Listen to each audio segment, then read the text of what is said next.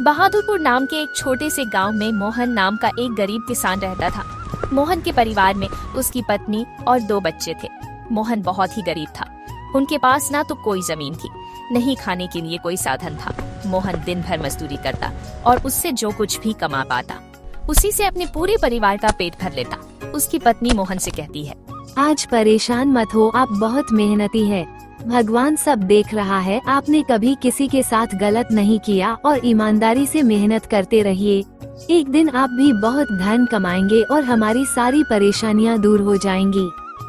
मोहन हमेशा सोचता था कि आज भले ही उसकी किस्मत उसका साथ ना दे रही हो, पर उसे यकीन था कि अगर वह मेहनत करता रहेगा तो एक दिन उसका भाग्य भी बदलेगा और उसकी सारी परेशानियां खत्म हो जाएंगी। एक दिन मोहन धनीराम जमींदार के खेत में काम कर रहा था। धनीराम पास के एक पेड़ के नीचे बैठा था। मोहन अपने काम में लगा हुआ था। तभी उसने देखा कि धनीराम बहुत ही उदास है और गहरी चिंता में डूबा हुआ है। धनीराम को उदास देख मोहन तुरंत धनीराम के पास गया और बोला, क्या हुआ मालिक, आप बहुत उदास लग रहे हैं। मुझे ऐसा लग रहा है जैसे आप किसी गहरी चिंता में है, कुछ हुआ है। मुझे बताइए, क्या पता मैं आपकी कोई सहायता कर सकूं। मोहन की बात सुनकर धनीराम को गुस्सा आ गया और वह मोहन से गुस्से में बोला, अरे तू मेरी क्या सहायता करेगा, तू खुद अपनी सहायता कर सकता है क्या? अगर तू किसी की सहायता करने के काबिल होता तो क्या तुझे 2 वक्त के खाने के लिए आज मेरी जमीन पर काम करने की जरूरत पड़ती? चल यहाँ से जा, अपना काम कर और मुझे परेशान मत कर। सेठ जी, ऐसा नहीं है, ये सब वक्त वक्त की बात है, सब किस्मत का खेल है और इंसान को अपनी मेहनत पर विश्वास रखना चाहिए। आज भले ही किस्मत मेरे पक्ष में ना हो, लेकिन अगर मैं ईमानदारी और लगन से मेहनत करता रहूंगा तो किस्मत भी एक दिन मेरी तरफ झुक जाएगी। मेहनत और धैर्य से तकदीर खुलने में देर हो सकती है, लेकिन मेहनत कभी बेकार नहीं जाती।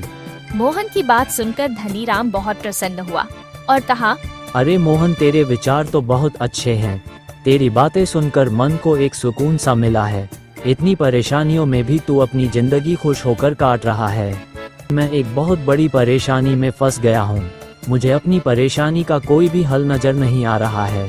मालिक, क्या हुआ है, आप एक बार मुझे साफ साफ बताइए, क्या पता आपकी परेशानी का कोई हल मिल ही जाए। मोहन, हमारे गाँव में मेरे पिता की एक पुश्तैनी जमीन थी जो काफी पीढ़ियों से हमारे पास थी। अब हमारे गांव के ही 2 बाप बेटों ने उस पर कब्जा कर लिया है। मैं पुलिस थाने में केस दर्ज कराने की सोच रहा था, लेकिन गांव के बहुत बड़े बड़े लोग उनके साथ हैं। मैं कितनी भी कोशिश कर लूं, लेकिन मैं उन लोगों का कुछ नहीं बिगड़ पाऊंगा। अब तो उन लोगों ने उस जमीन पर खेती भी शुरू कर दिए। मेरे पिता की पुश्तैनी जमीन मेरे हाथों से छीनी जा रही है, इसलिए मैं बहुत परेशान हूँ। मुझे समझ नहीं आ रहा मैं अब क्या करूं। आप सही कह रहे हैं सेठ जी, अगर आप कानून का सहारा लेकर भी अपनी जमीन को वापस लेने की कोशिश करेंगे तो भी आप उनका कुछ नहीं कर पाएंगे। हाँ मोहन, अब तू ही बता, मैं अब क्या करूं। मैं तो सोच सोच कर परेशान हो गया हूं। मेरी पुश्तैनी जमीन छीनी जा रही है और मैं कुछ भी नहीं कर पा रहा हूं। मोहन ने कुछ देर सोचा और कहा, मालिक, आप चिंता मत कीजिए, हर परेशानी का कोई ना कोई हल जरूर होता है। अगर आप चाहे तो एक तरीका है जिससे आप अपनी जमीन वापस पा सकते हैं। अगर ऐसा कोई तरीका है तो जल्दी बताओ मोहन, वह क्या तरीका है? मोहन ने धनीराम को अपनी सारी तरकीब पूरी तरह समझा दी। तरकीब सुनकर धनीराम मोहन से कहता है, अरे वाह मोहन, तू तो बहुत समझदार है।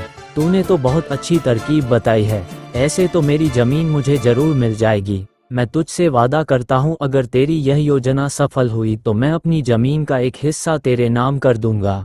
अरे मालिक, आप ऐसा क्यों कह रहे हैं? आप मेरे मालिक हैं। आपकी वजह से मुझे अपने घर के लिए 2 वक्त का खाना मिल जाता है। आपकी मदद करना तो मेरा फर्ज है। मुझे आपकी जमीन नहीं चाहिए। ठीक है मोहन, तुम बहुत नेक इंसान है। कल से तुम इस काम पर लग जाना। मोहन फिर से खेत में अपने काम पर लग जाता है।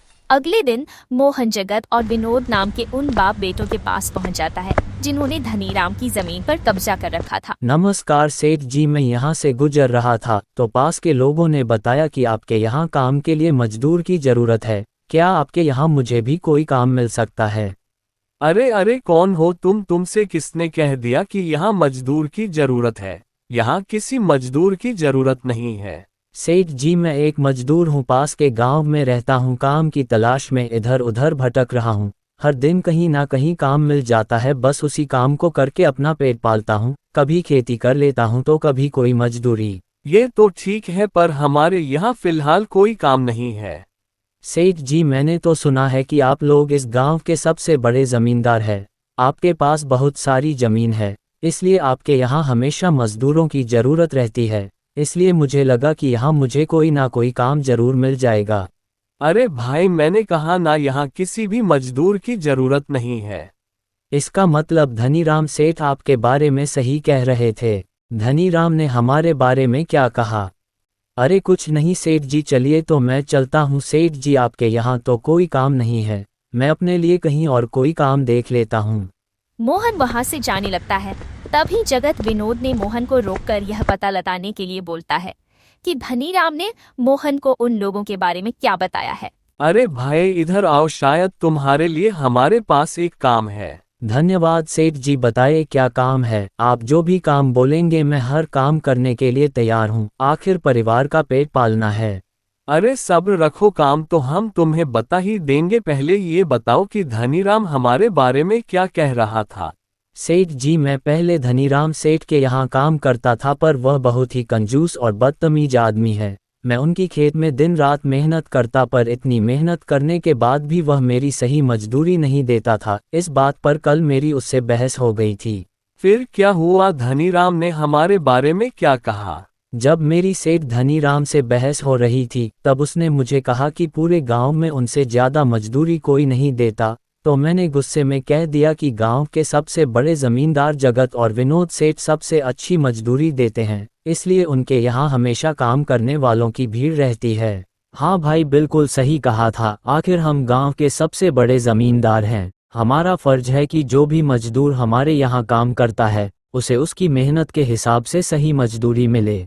वाह सेठ जी, आपने बहुत अच्छी बात कही। धनीराम सेठ कभी भी आपकी बराबरी नहीं कर सकता, वह तो शायद आपके जितना भी नहीं सोच सकता।